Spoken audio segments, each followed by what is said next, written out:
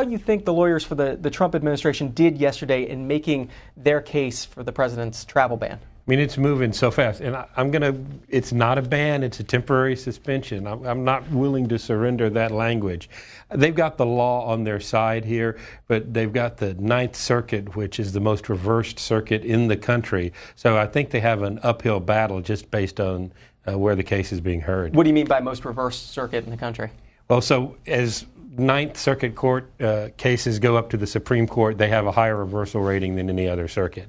So Supreme Court says you got it wrong to them more than any other judicial circuit. So what's your expectation here? Do you think they'll decide against the administration here and it will get reversed? Or what do you think will happen if and when it goes to the Supreme Court? Yeah, I've been a lawyer for a long time. I know better than to predict what a court is going to do. I really do believe the law is on the Trump administration's side. Congress has granted the president broad authority with respect to immigration, the law that hasn't been in effect since the 50s. Multiple presidents have taken advantage of this law to block immigrants from certain countries during certain times. But right now the political climate is such, it's very unpredictable. I mean, if you asked me a couple of months ago if we'd have students out burning up their campuses because they didn't want conservative speakers, I'd have laughed at you. But the emotions are running so high right now, and I think it may spill over into the judiciary.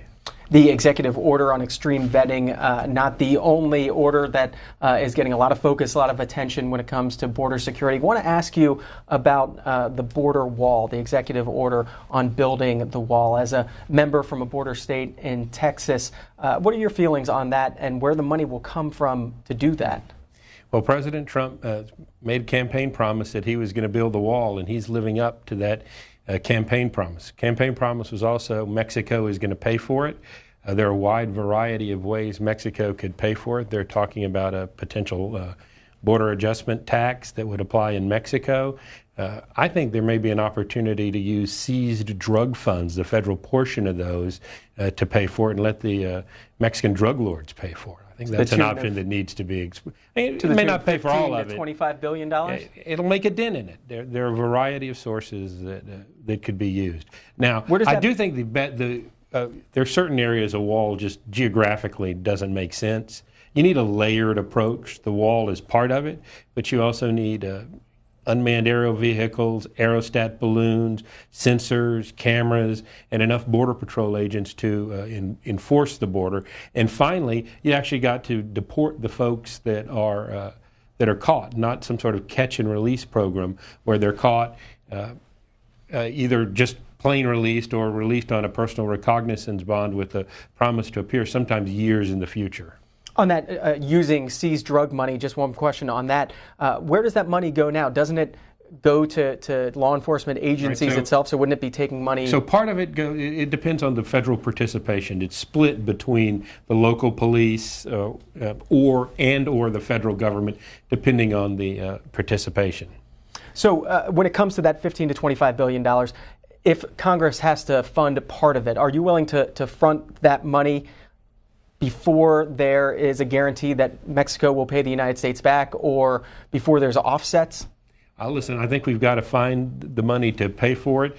And if we've got a plan for getting it back, the government has a pretty low interest rate on money they borrow. We don't need to go more in debt unless we're sure we're going to get it back. And I sure don't want to have to burn the American taxpayers with that. Florida, Jim is waiting. Line for Independence. Jim, good morning. Good morning, gentlemen. I just have a suggestion for a law, because I think it'd be pretty simple, because I think there's pox on both your houses, Republicans and Democrats.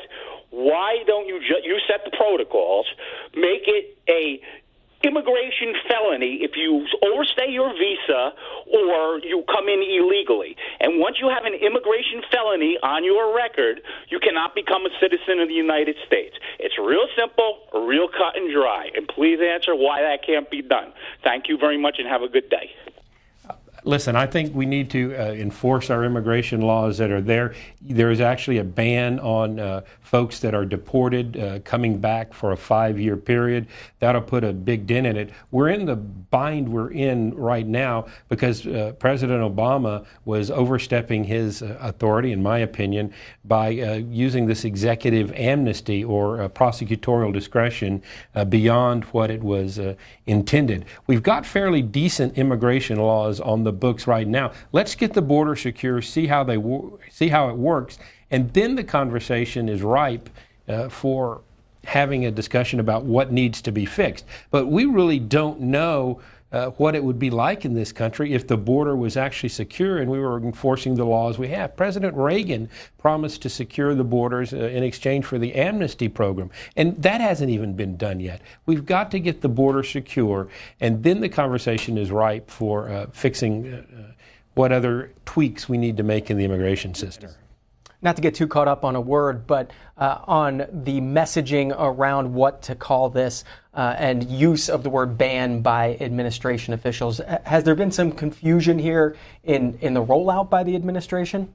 Again, I think this is a language issue, and I tell you, that's part of what happens up here in Washington is you choose the most powerful language to make your argument, and ban has a very negative connotation as opposed to what I think it really is a temporary pause to give us the opportunity to implement better security measures. Now look, it may turn out that in countries like Syria that are basically failed states, we're still, even after this temporary pause, may have to say no to some folks for Syria because there simply isn't a government to get the information from to tell who's a good person and who's a bad person with respect to ill will toward the United States.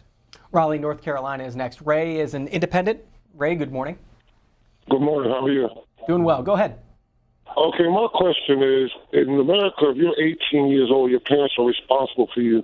So why aren't these illegal immigrant children, parents, answering for some of the actions that they're doing here in this country? Number two, when we support the schools and Medicare and all that stuff for these illegal immigrant children, or they call them dreamers, their parents should be responsible for how are they surviving in this country. If they're not here legally, they're not supposed to be working. So how are they living in this country?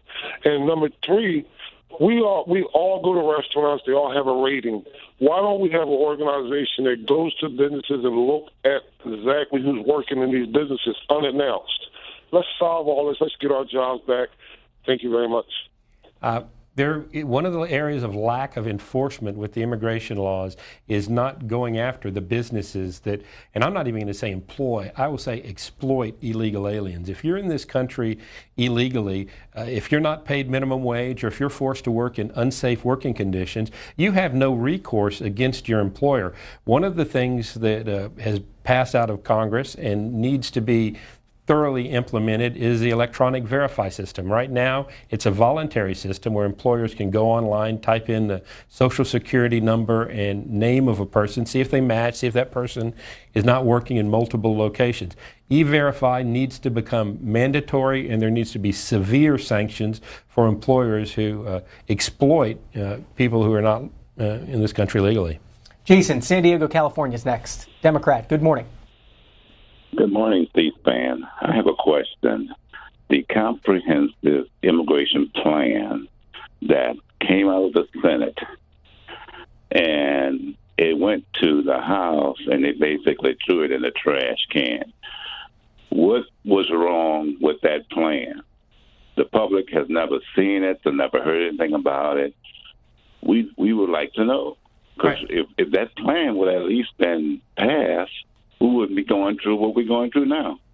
Now, the plan was a Senate bill. There was a lot of publicity around it. You can probably track it down online pretty easily through congress.gov or some of the other websites out there. Did you support it? I did not. I think we need to take a step-by-step approach to immigration. I think we should have learned our lesson with Obamacare, with comprehensive. Let's have bills that are bite-sized chunks that people can understand, not 2,000-page missives that nobody reads. But I get back to the conversation about what to do about our immigration system needs to wait until we've got our border secure. I think the emotion on both sides will drop down. We'll have a feeling of what's going on in this country, what we need to do to meet the economic needs of this country, and what we choose to do on a humanitarian basis.